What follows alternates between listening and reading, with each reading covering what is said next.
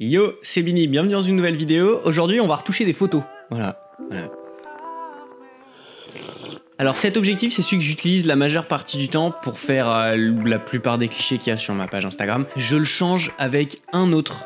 Celui-là, c'est un Tamron, c'est un 17-28, donc c'est un grand angle. Ça me permet de prendre des scènes un petit peu différentes. Sur mes photos, il y a toujours un travail de retouche en post-production. J'en fais toujours un, c'est vraiment subjectif. Il y a des gens qui préfèrent ne pas le faire. Moi, c'est quelque chose que je suis habitué à faire et c'est quelque chose que j'aime faire surtout.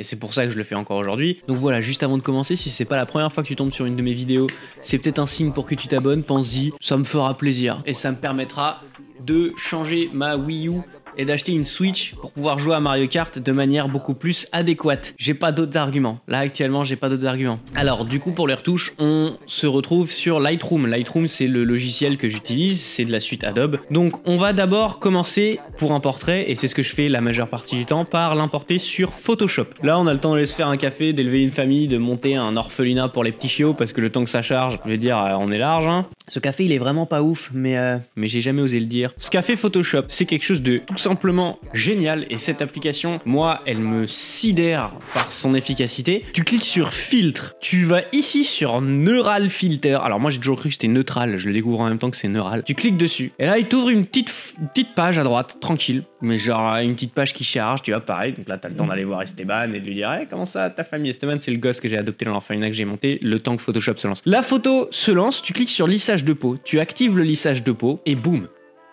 Bon, enfin, j'ai dit et boum, mais c'est encore en train de charger, donc on va attendre un petit peu. Et boum, c'est fait. Tu peux bidouiller un petit peu les réglages pour que le résultat te sied le mieux. Moi, je trouve que les réglages de base, donc le flou à 50 et le lissage à 0, c'est quelque chose qui donne un air ultra naturel. On a cliqué sur un bouton, c'est la seule chose que je fais sur Photoshop. On l'exporte, enfin on la sauvegarde, on retourne sur Lightroom. Et donc là, on est sur Lightroom, on a les deux photos. Donc on a celle qu'on vient de sauvegarder avec Photoshop, on a l'ancienne, donc on voit la différence. Enfin bref, là n'est point l'intérêt. Donc déjà, on va commencer par la recadrer. On va la recadrer au format Instagram, donc c'est-à-dire 4 par 5 et 8 par 10. Tout simplement parce que c'est le format portrait qui, pour moi, me plaît le plus. Voilà, c'est aussi simple que ça. Donc on va la recadrer pour que le visage soit en gros au milieu de l'image. Donc on va prendre ce carré en tant que base et on va essayer de mettre au milieu les yeux, le nez et la bouche. Donc on est comme ça, on a la photo. On va commencer par l'exposition. L'exposition pour moi elle est bien. On va descendre un petit peu les hautes lumières, on va monter un petit peu les ombres, on va descendre un petit peu les blancs, monter les noirs, on va mettre un petit peu de texture, on va monter un peu les contrastes. Petit tuto très rapide de ce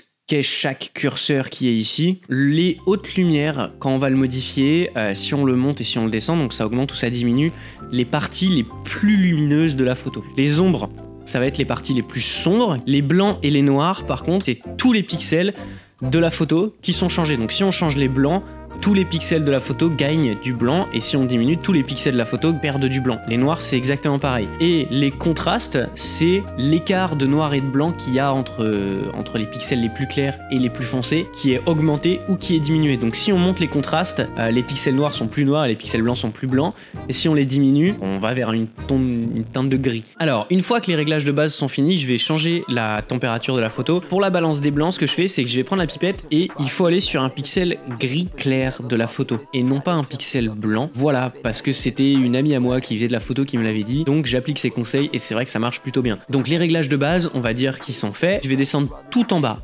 Je vais aller sur l'étalonnage. Et alors là, c'est la teinte des couleurs. Donc, tout ce que je fais moi, c'est que je monte un petit peu les verts primaires. Donc, ça donne une teinte un petit peu plus rosée à la photo. On voit la différence maintenant entre l'avant et l'après. Et alors, une fois qu'on est là, ça, c'est pour moi le tips qui change absolument tout sur une photo. Ce que je vais faire, c'est que je vais prendre un filtre gradué. Je vais le tirer ici, sur le côté de l'image.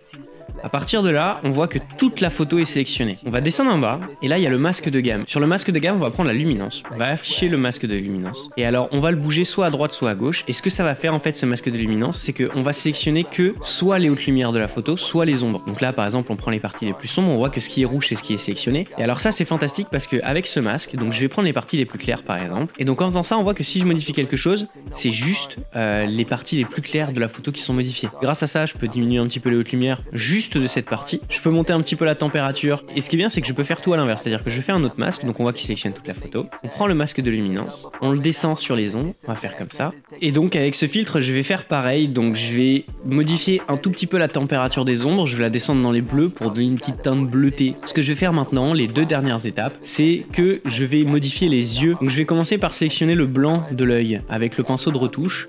comme ceci. Voilà, je vais gommer un petit peu histoire d'être un petit peu plus propre quand même, on n'est pas des sagouins. Voici, je vais baisser la saturation pour rendre l'œil plus blanc, moins rouge, tu sais. Alors pourquoi je fais ça? C'est très simple, c'est que quand tu retouches ta photo, tu retouches les couleurs de toute la photo et Lightroom ne se dit pas ok ça c'est un œil, il faut pas que j'y touche. Donc je préfère remettre les yeux au blanc après, à la fin de la retouche finale, comme ça au moins il n'y a pas de souci. Je vais créer un autre pinceau de retouche, je vais aller dans l'œil, comme ça c'est l'œil droit, même s'il est à gauche, principe de miroir les gars. Et moi je suis allé au collège, attends. Tu dézoomes, et alors là on voit par exemple si on monte la saturation que les yeux sont verts, enfin ils tournent vers le vert jaune. Donc ce que je vais faire c'est que je vais monter un tout petit peu l'exposition, donc 0,10 ça suffira, pour le rendre un petit peu plus clair. Et vu qu'il part vers les verts, je vais aller vers la température qui est ici, et je vais mettre la teinte des vertes, et je vais l'augmenter, pas autant non plus, c'est pas un chat cette personne. Et ça va juste donner plus de peps à la photo, donc ses yeux ressortent beaucoup plus, et on voit directement la différence entre le avant-après. Et la dernière chose que je vais faire, c'est créer un filtre radial, donc un rond, que je vais mettre autour des yeux, puisque c'est le sujet de cette photo, enfin c'est le centre d'attention on va dire. Je vais descendre un tout petit peu l'exposition, on va mettre moins 0,2. Et ce que ça va faire c'est que ça va assombrir toute la partie de la photo qui est autour des yeux et ça va laisser les yeux clairs. C'est ce que je fais sur la majeure partie de mes portraits. Après chaque portrait est différent donc c'est vraiment au bon vouloir. Voilà, donc j'espère que cette vidéo t'a plu. Si jamais tu retouches des photos, que tu retouches des portraits, que tu les postes sur Instagram et que tu as regardé cette vidéo, que tu t'inspires un petit peu de ce que je fais déjà pour retoucher tes photos, n'hésite pas à me taguer à l'intérieur que je vois un petit peu comment vous vous débrouillez. Voilà, donc si jamais c'est pas encore fait également, abonne-toi à cette chaîne, moi ça me ferait plaisir et ça me permettrait de pouvoir me payer le coiffeur. Ça serait franchement pas mal. Ça rendrait l'humanité heureuse. Moi j'ai entendu un mec hier qui était en Ukraine et il m'a dit waouh, l'humanité serait vraiment plus heureuse si les gens s'abonnaient à la chaîne de Bini. Tu veux vraiment décevoir quelqu'un qui est en Ukraine? Non, tu ne veux pas. Donc abonne-toi à cette chaîne s'il te plaît. Je te remercie d'avoir été sur cette chaîne jusqu'à la fin. Et puis, je vais y aller. Hein. Il est froid mon café.